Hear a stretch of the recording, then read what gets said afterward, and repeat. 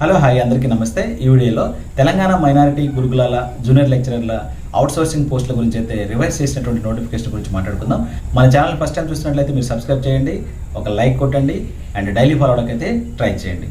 So మనం ఇంతకుముందు ఈ టీఎంఆర్కి సంబంధించినటువంటి వీడియో అయితే చేయడం జరిగింది.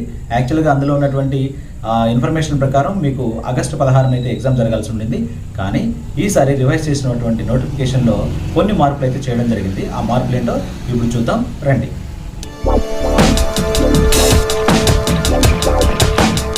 రివైజ్ చేసినటువంటి నోటిఫికేషన్లో ఎలాంటి అంశాలను పొందుపరిచారనేది ఇప్పుడు చూసినట్లయితే ముఖ్యంగా ఎగ్జామ్ డేట్ని అయితే మార్చడం జరిగింది. ఎగ్జామ్ డేట్ అనేది ఆగస్టు 23వ తారీఖు అయితే పొడిగించడం జరిగింది. అండ్ అలానే అప్లై చేసుకునేటువంటి డేట్ వచ్చేసి ఆగస్టు 10వ తారీఖున మీ యొక్క జిల్లా కేంద్రాల్లోని డిస్ట్రిక్ట్ మైనారిటీ వెల్ఫేర్ ఆఫీసులో అయితే అప్లికేషన్ తీసుకొని అక్కడే సబ్మిట్ చేయాల్సిందిగా కోరడం అయితే జరిగిందనమాట. అండ్ మీ యొక్క రిజల్ట్ అనేది 1:3 రేషియోలో షార్ట్ లిస్ట్ అనేది ఆగస్టు 28వ తారీఖు అయితే రిలీజ్ చేస్తామని అయితే చెప్తున్నారు. ఆ తర్వాత ఇంటర్వ్యూ డేట్స్ అలాగే వెన్యూ అవన్నీ కూడా వాళ్ళే మీకు కాల్ఫర్ చేసి చెప్తారు. అండ్ ఇంకొకటి ఈ నోటిఫికేషన్లో మీరు గుర్తుంచుకోవాల్సింది అంటే నెంబర్ ఆఫ్ పోస్టులు అనేవి ఎలాంటి మార్పు జరగలేదు. 840 వేకెన్సీస్ ఏవైతే ఉన్నాయో యాజ్ ఈజ్గా 840 వేకెన్సీస్ ఉన్నాయి. ఈ నోటిఫికేషన్లో ఇంకొక ముఖ్యమైనటువంటి మార్పు ఏంటంటే అది జోన్, మల్టీ జోన్ అలానే లోకల్ క్రైటీరియా ఈ మూడింటిని కూడా మీకు సూచించడం జరిగిందనమాట. మల్టీ జోన్ 1లో వచ్చేసి 4 జోన్లు అయితే ఉన్నాయి. అలానే మల్టీ జోన్ 2లో వచ్చేసి 3 జోన్స్ అయితే ఉన్నాయి. ఇవన్నీ కూడా కొత్త జిల్లాల ఆధారంగా అయితే చేయడం జరిగింది. మీరు లోకల్ డిస్ట్రిక్ట్స్లో మాత్రమే అప్లై చేసుకోవడానికి అర్హులుగా పరిగణించడం జరిగింది. లోకల్ డిస్ట్రిక్ట్ చెందిన వారు తెలుసుకోవాలి అంటే 1 to 7th చదివిన వాళ్ళల్లో 4 సంవత్సరాలు ఎక్కడైతే చదివారో, ఏ జిల్లాలో అయితే చదివారో ఆ జిల్లానే మీకు లోకల్ డిస్ట్రిక్ట్గా పరిగణించబడుతుంది. ఇంకా ఉన్నటువంటి మార్పుల్ని నేను వీడియో స్క్రీన్ రికార్డ్ చేసి చూపిస్తాను, జాగ్రత్తగా చూడండి. ఈ వీడియో నచ్చితే ఖచ్చితంగా లైక్ చేయండి, మీ ఫ్రెండ్స్కి అయితే ఫార్వర్డ్ చేయండి. I wishing you very all the best. Thank you.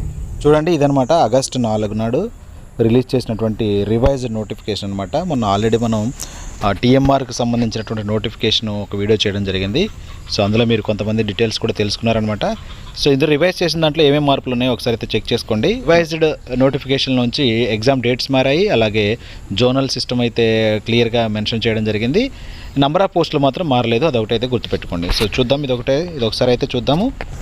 The following revised guidelines and instructions regarding the recruitment of junior lecturers in general and vocational TMR junior colleges for the academic year 21-22 same అనమాట. Same this academic year కోసమే కొన్ని revise చేసినటువంటి instructions అయితే ఇవ్వడం జరిగిందని చెప్పేసి అంటున్నారు అనమాట. ఫస్ట్ చూడండి, applications will be invited from the eligible candidates that is new district wise. ఇంతకుముందు మనకి కామన్ డిస్ట్రిక్ట్ వైజ్గా డిస్ట్రిక్ట్ మైనారిటీ వెల్ఫేర్ ఆఫీస్లోంచి అప్లికేషన్ తీసుకొని సబ్మిట్ చేయమన్నారు. ఇప్పుడేమో ఈ న్యూ డిస్ట్రిక్ట్స్ వైజ్గా అయితే తీసుకోమని చెప్తున్నారు. ఒకసారి చూడండి, ఆ డిస్ట్రిక్ట్స్ వైజ్ కూడా మీకు ఇవ్వడం జరిగింది.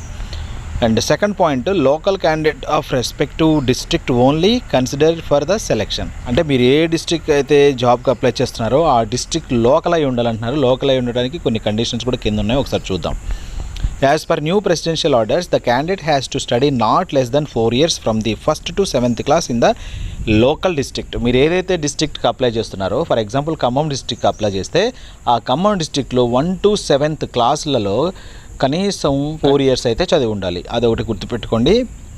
సో 1 నుంచి 7 తరగతుల మధ్యలో 4 సంవత్సరాలు ఆ డిస్ట్రిక్ట్లో అయితే చదివి ఉండాలి. అప్పుడు ఆ డిస్ట్రిక్ట్ మీరు లోకల్ అవుతారనమాట. ఓకేనా? సో ఇదైతే మీరు ఖచ్చితంగా చూడాల్సిన విషయం.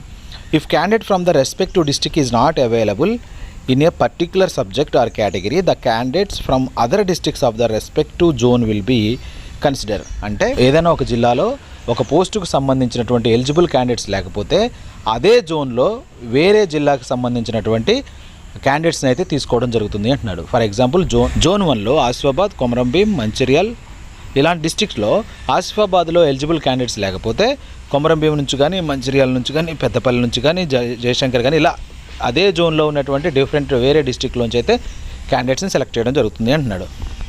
ఓకేనా? ఇక్కడ జోన్ వైజ్ అయితే ఒకసారి చూసుకోండి. మల్టీ జోన్ 1, మల్టీ జోన్ 2 అయితే సపరేట్ చేయడం జరిగింది. మల్టీ జోన్ 1లో 4 జోన్లు ఉన్నాయి. అలాగే మల్టీ జోన్ 2లో ఇక్కడ 3 జోన్లు ఉన్నాయన్నమాట. టోటల్గా 7 జోన్లుగా డివైడ్ చేయడం జరిగింది. సో మల్టీ జోన్ 1లో 4 జోన్లు ఏమేంటంటే, జోన్ 1లో ఇప్పుడు ఇందాక మనం చదివినట్టు ఆ జోన్ 1 కాళేశ్వరం అనమాట. అండ్ ఆసిఫాబాద్, కొమరంభీం, మంచిర్యాల్, పెద్దపల్లి, జయశంకర్ భూపాలపల్లి, ములుగు డిస్ట్రిక్ట్ ఈ 6 జిల్లాలు వచ్చేసి మీకు జోన్ 1లో ఉంటాయన్నమాట. జోన్ 2 అనేది బాసరా. సో దీనిలో ఆదిలాబాద్, నిర్మల్, నిజామాబాద్, జగిత్యాల డిస్ట్రిక్ట్స్ అనేవి ఉంటాయన్నమాట. మొత్తం 4 డిస్ట్రిక్ట్స్. జోన్ 3కి వచ్చేసి రాజన్న సిరిసిల్ల అనమాట. ఇక్కడికి వచ్చేసి Karimnagar, Sircilla Rajanna and Siddipet, Medak, Kamareddy districts. And zone 4లో Bhadradri Kothagudem, Khammam, Mahabad, Warangal rural and Warangal urban. So ఇవి జోన్ 4లో ఉంటాయన్నమాట. అండ్ అలాగే మల్టీ జోన్ 2కి వచ్చేస్తే అందులో 3 జోన్లు ఉన్నాయి. సో జోన్ 5లో యాదాద్రి అనమాట. So Suryapet, Nalgonda, Bhuvanagiri, Yadadri, Jangaon districts.